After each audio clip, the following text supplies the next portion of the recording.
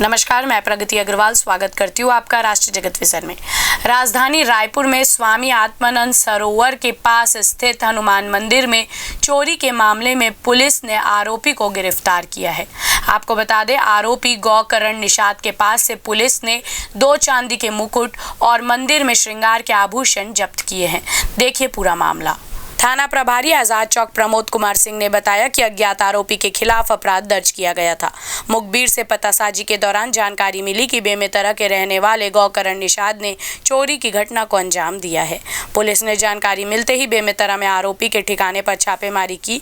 आरोपी को पकड़कर मामले में पूछताछ की। आरोपी ने पहले पुलिस को गुमराह करने की कोशिश की, लेकिन सख्ती से पूछताछ पर मंदिर में चोरी करना स्वीकार कर लिया। पुलिस ने बताया कि आरोपी के पास से चांदी के 2 मुकुट, 1 त्रिशूल, 1 नग पट्टी, 2 बिछिया, 1 जोड़ी पायल और अन्य चांदी से बने श्रृंगार के सामानों को जब्त कर लिया गया है।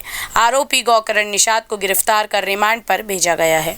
फिलहाल इस खबर पे इतना ही। अपडेटेड रहने के लिए देखते रहिए राष्ट्रीय जगत विजन न्यूज़। चैनल को लाइक करें, सब्सक्राइब करें, शेयर करें। नोटिफिकेशन के लिए बेल आइकन दबाना ना भूलें। नमस्कार।